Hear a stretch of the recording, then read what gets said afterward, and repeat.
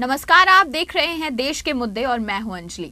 देश के मुद्दे में आज हम बात करेंगे इंडिया चाइना रिलेशनशिप, जी हां, भारत चीन संबंधों की। हिंदी चीनी भाई भाई वाले युग से लेकर चीन के पंचशील उल्लंघन तक, उसके बाद भारत चीन युद्ध से लेकर चीन की भारतीय सीमाओं में जबरन प्रवेश करने तक, भारत और चीन दोनों देशों के बीच के रिश्ते हमेशा से ही उतार चढ़ाव भरे रहे हैं। और आज भारत चीन रिश्तों पर हमारे साथ बात करने के लिए स्टूडियो में मौजूद हैं परम विशिष्ट सेवा मेडल और पूर्व उप थल सेना अध्यक्ष लेफ्टिनेंट जनरल निरंजन सिंह मलिक। मलिक साहब, बहुत बहुत स्वागत है आपका हमारे स्टूडियो में। धन्यवाद। तो जनरल मलिक, भारत और चीन के रिश्तों में हमेशा से ही उतार चढ़ाव रहा है।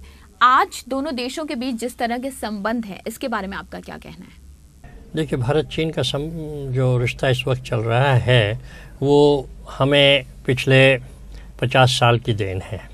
और बल्कि मैं तो ये कहना चाहूँगा कि ये 1949 से ही जब चीन स्वतंत्र हुआ और चीन ने तिब्बत में 1951 में जब हमला किया और तिब्बत को कब्ज़ा किया, उसी समय से ये समस्या हमारे सामने आ गई थी। क्योंकि पहले तिब्बत का बॉर्डर हमारे साथ था, हमने उसे चीन का बॉर्डर बना दिया और वो चीन का बॉर्डर उसी प्रकार से हमें समस्या करने लगा, जो कि चीन ने दूसरे देशों के साथ में भी इस समस्या को रखा है। किसी हद तक पंडित नेहरू इसको नहीं समझ पाए जी। और उन्होंने पहले हिंदी चीनी भाई भाई जैसे आपने बताया और फिर पंचशील दोनों को लेके इस चीज़ को आगे बढ़े। लेकिन चीनियों का अपना, चीनी जो देश था उनका अपना ही मुद्दा था और उन्हें एक ऐसा समय और मोहरा मिल गया कि जिसमें कि वो दुनिया को दिखा सकते थे कि हम बहुत बड़े हैं जी। और 1962 का जो मौका उन्हें हमने दिया, उसमें वो इस चीज़ को, भारत को नीचा दिखा के वो दुनिया को ये दिखा पाए और दिखाना चाहते थे और दिखाया उन्होंने कि हम बहुत बड़े हैं और हमारे पास जो भी कोई सर उठाएगा हम उसको कुचल देंगे। और उन्होंने teach a lesson to India जो शब्द इस्तेमाल किया था कि भारत को हमने एक सबक सिखाया है कि आप ज़्यादा मत बोलिएगा, आप ज़्यादा अपने आप को मत समझिए, हम आपको कुछ भी कर सकते हैं। ये समस्या हमने खुद अपने सर पर ली। जैसे मैंने बताया, पहले तो चीन को हमने अपने बॉर्डर पे बुला लिया और मतलब वो आ गया, उसको हमने कुछ नहीं किया। तिब्बत के बारे में हमने कोई सवाल नहीं उठाए और साथ के साथ में हम चीन का यूएन में भी स्पॉन्सर करते रहे। और फिर हमने साथ के साथ में अपनी सेना को इतना कमज़ोर कर लिया और कि उसको 1/3 स्ट्रेंथ पे ले आए जी। और फिर किसी भी समय पे ये नहीं सोचा कि हम किस प्रकार से चीन के साथ में अगर युद्ध होता है तो उसमें हम कैसे काम करेंगे। कुछ हद तक ये लगता रहा सभी जो भी लीडरशिप थी उस टाइम पर, और उस टाइम की लीडरशिप कोई दूसरा नहीं था, सिर्फ नेहरू जी ही थे जो इस चीज़ को समझते रहे कि चीन हमारे ऊपर कभी भी हमला नहीं करेगा। ये एक बहुत बड़ी गलती थी उनकी जो उनके सामने आई और मुझे पूरा यकीन है कि उन्होंने इसके बारे में उनको बुरा भी लगा होगा बल्कि देश को। साथ के साथ में सबसे बड़ी चीज़ जो आई कि पंडित जी ने हथियार डाल दिए और देश ने हथियार डाल दिए।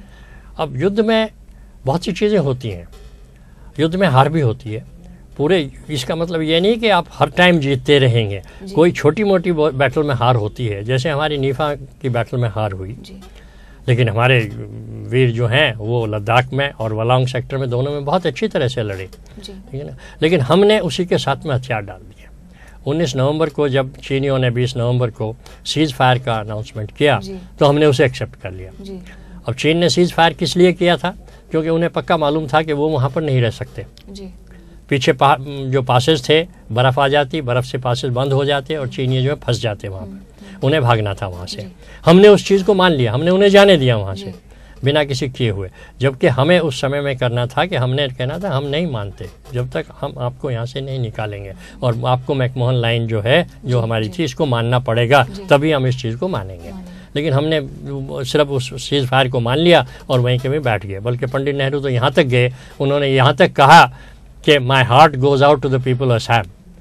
मतलब उन्होंने तो असम को भी दे दिया था नीफा के साथ में कि ये भी गया और अब हम वहाँ से भी फौजें हटा लेंगे। और वापस तेजपुर में वैसे ही भगदड़ मच गई थी, सारे वहाँ से पूरा का पूरा एडमिनिस्ट्रेशन वहाँ से भाग गया था।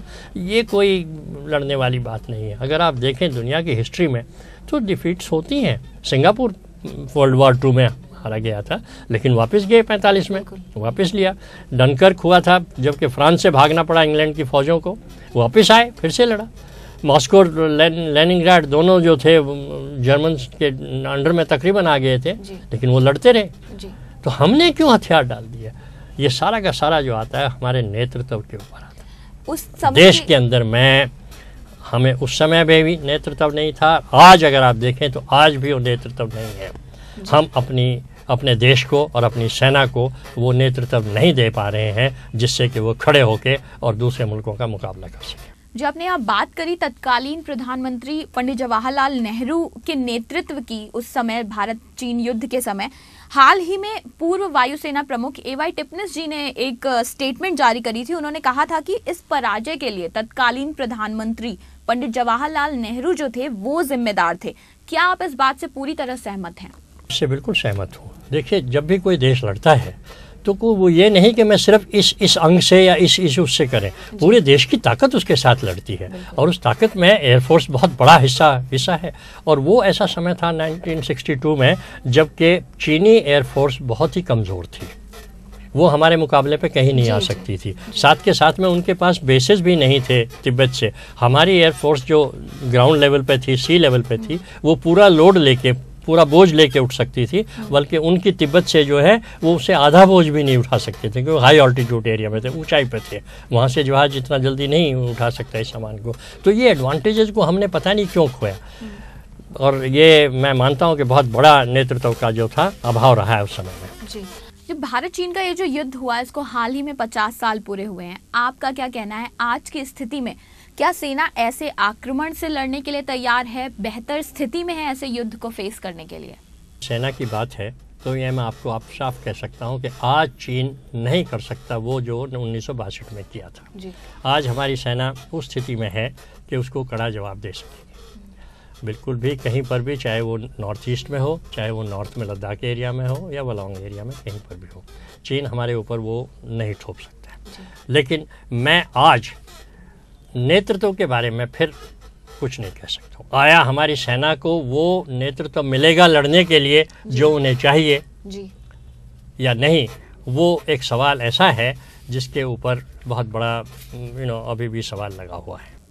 तो आज देश के मुद्दे में हमने लेफ्टिनेंट जनरल मलिक से बात करी भारत और चीन संबंधों को लेकर।